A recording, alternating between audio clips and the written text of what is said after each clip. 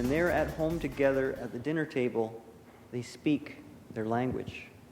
And I actually believe that that is the great battleground of the effort to revitalize and make sure that the First Nations languages are strong. It's actually at the dinner table. And if you can actually integrate your language into your daily life, you've really accomplished a lot. His family speaks a language called Sm'Algyax. I hope I said it right. Very interesting insights that I'd like to now introduce Mike Dangeli to say a bit more. Thank you, Mike.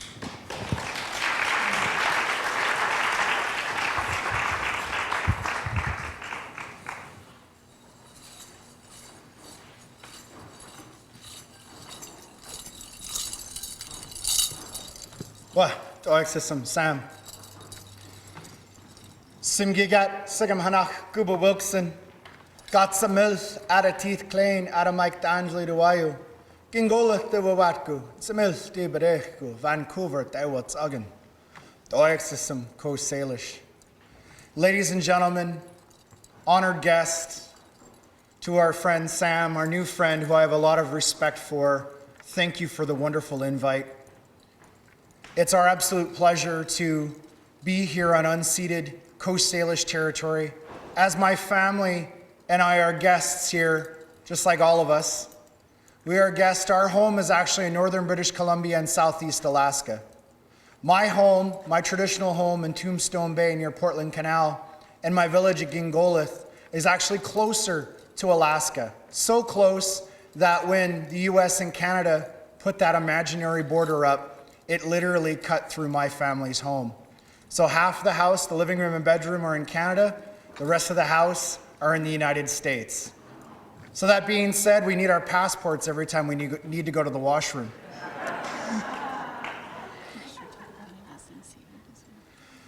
That area as well, just like what we're standing in, is unceded territory. As what Sam was sharing and talking about, it's important to Manaksu, my wife Mique'l and I, to not only practice our culture through singing, through dancing, through our art, but also other parts of our culture, like what it was shared here today. Parts of our culture is sitting and talking, our food, our communicating, how we raise our son. And I'm so proud of our son, Nick. Nick is 15. He just had his coming of age ceremony where he received his adult name. Nick is Nisgat like me, but his Nisgat comes through his father's side, meaning me. We are a matrilineal society, meaning everything our mothers are, we are. So because of that, my mother and my family are Nisgat. We're Tlingit, we're Tsimshian, we're Tsaawit. Because of this gives us connection to Kukwakiwa relatives to the south. It gives us connections to our Tlingit relatives in Alaska. This doesn't mean that we are seen as mixed bloods or Heinz 57. We honor our connections through these marriages, these arranged marriages. We honor these connections that give us rights and privileges to different nations. Nick's mother is not Nisgat. He's Nisgat through me. And at his coming of age, naming and adoption feast that was held last August, Nicholas received his adult name and was taken into a house. This makes him a real person amongst our people, meaning when you have your name, you are seen inside the big house. You have a role to play, not just as my son, but as his own individual within our potlatch and feast system. So it's with that I'd like to introduce my son, our son, Nick.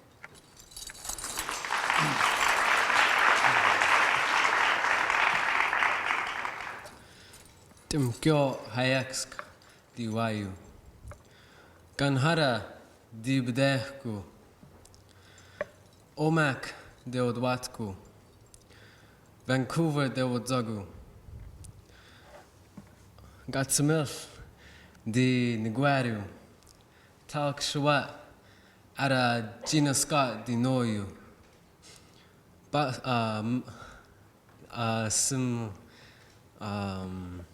Sim Sigram Hana Mathlita di Nzitsu. Sigram Hana Basach di Agui Nzitsu. Sm'Algyax na di Agui Niayu. Oexum ara Hayetsk ko Salish Wilex.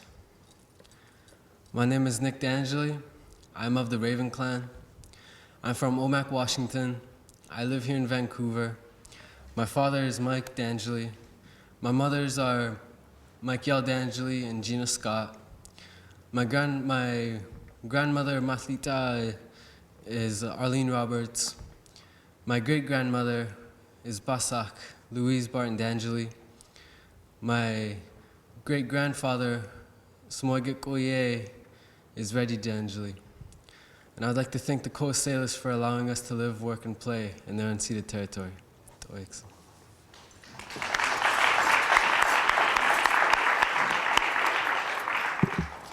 It's very hard for me not to get choked up hearing our son speak our language.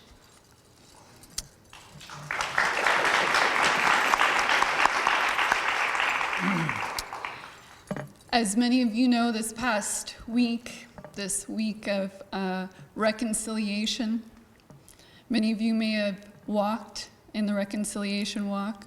Hopefully those of you that walked actually went to hear the testimonies of our survivors of residential school. For 150 years, Canada worked very hard through teachers and missionaries, through residential school, through colonial policies that banned our ceremonies to ensure that our son would never speak our language. We stand here as a testament to the strength not only of our nation, but of all the nations who retain their ceremonies, their language, and their way of being today in this world that is not as inclusive as this event is here today. Our language, Sm'Algyax. Sim, the SM, at the beginning is real. It means real, the translation. Algyax is speaking or language.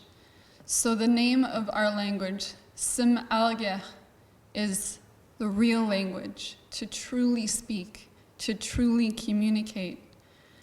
And our son, his intensive study that I'm a teacher of Sm'Algyax, we allowed him to make the decision, and he decided he wanted to learn more of our language. Because in coming to it that way, with an open heart and an open mind, you are more receiving of any information when you decide you're going to learn it. And he's only been studying our language for 3 months.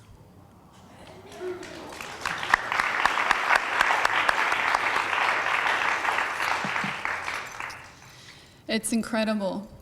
We have an ancient belief in the memory that resides within us, within our bodies, our ancestral memory. And that if given the right nourishment, it awakens and it grows. And we've been able to witness our son's ancestral memory flourish through learning our language. I'll ask for the next slide. To say, how are you in our language, or a greeting, it's very unusual for us to say hello. We're more, rather than saying in our language, to say hello is actually nit, which is like just an affirmation that I see you. But we say nda walawan. So the first part, nda wala wan. As my husband was saying, our names, when we carry our names, that makes us a real person. And for us, Sim, real, is not to say that there are fake people and there are real people, but is to say that we are much more than ourselves, that we carry with us an ancient history. And for some of us, we hold ancestral names, meaning that these names have been around since time immemorial, and we are carrying forth their history. And for our son, his name, Mique'l Hayetsk, is a new name, so he's the beginning of that history, of that name that will then be passed on in our family. So when we say, Ndawalawen, we're actually more asking about how is your name? Like, how are you carrying that name? How are you carrying that history? So everybody repeat after me. Ndawalawen. Next slide. To say thank you in our language, the concept of thank you and you're welcome, you know, in English doesn't really exist in our language. We are a reciprocal people, meaning that we understand that our actions speak louder than words. So if someone were to do something towards me that was positive and kind, to give me food or to for gifts that we receive at potlatch, I would say to them, Oyersit is the first part, and the second part is noon. And noon is you. Oyersit noon. And that phrase has been translated into thank you. But it literally means I am bound to you. It's a communication of the connection between the people. So Oyersit noon. Oyersit noon. And as our German speaker today was talking about formal and informal, this is very formal. There are shortened versions of this, and this is also singular, so it's only talking about one person. To make it everybody, like if to stand up and thank you for your attention, I would say Oyersit nusum, which is all of you. Oyersit nusum. The way in which our language is, it encapsulates so much of our epistemology, of our ways of being and knowing and understanding and interacting in the world, that English really just doesn't do justice in terms of translations. And it's nice to have an opportunity to really expand more on what very powerful words like Oyersit noon mean. Next slide, please. To say goodbye in Sm'Algyax, also a concept that doesn't exist for our people. We believe that in reincarnation, we believe that there are, some people have lived a lot of lives, and some people have lived very few lives, and there are a few rare people that are new people. And the newest people have the hardest time because they don't bring a lot of lessons with them into their next lives. So in our language, we don't say goodbye.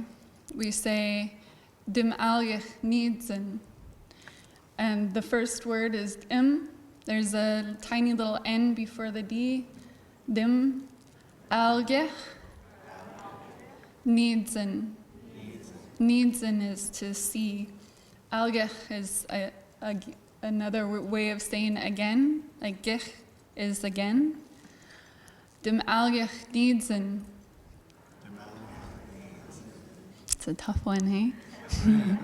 Sm'Algyax Nidzin. Our belief is that if when we are parting from each other in this time and space, that we are going to see each other again in this life maybe, but in for sure another life or another life after that, that we're always coming back and forth into each other's lives. We would like to say, Oer sit noon, to go back to the other slide. Oer sit noon. Oer sit newsome. And also Hayetsk to our Squamish, Musqueam, and Tsleil-Waututh relatives whose unceded, meaning this land was never given up. This land is still Squamish, Musqueam, and Tsleil-Waututh territories. To raise our hands to those nations to say, Oer sit newsome, for allowing us to live, work, play, to take care of this business of greeting fluency so that we can understand and talk to one another in a respectful manner. Oer sit noon. Now we'd like to end our time with you here today with a song. I think you should grab the Hayetsk. No. This song is a very, very old song. It was survived through my grandfather, Reggie Dangeli, and our Tzitzawit family. The Tzitzawits are the Dene-speaking Southern Athabascans of Southeast Alaska. They owned and operated the grease trails into northern BC and Southeast Alaska. According to anthropologists, we are supposed to be extinct, yet my son and I and our Dangeli family are standing in front of you.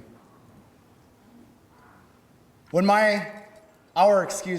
our ancestors returned home from combat, they would sing this song and they would laugh and taunt their enemies because they had survived. In recent history, my grandfather, a veteran of World War II, when he returned home, our family sang this song. My Uncle Bill, a Vietnam veteran, when he returned home, our family sang this song. My two cousins were in the U.S. Navy and the United States Marines, and I myself served 10 years as a U.S. Army Airborne Ranger. When we returned home from our tours of duty in combat, our family sang this song. Not only do we continue to sing this song for our warriors, but also our veterans like my uncle, Dr. Woody Morrison, who's a Vietnam veteran of the Haida Nation. But we sing this song for our young ones when they graduate from Head Start to elementary school, to middle school, to high school, to college and university. We'll sing this song for my wife, Mique'l, when she graduates with her PhD next winter, being the very first Aboriginal woman to hold a doctorate in the study of art history. That is worth of applause. I saw your hands. Thank you.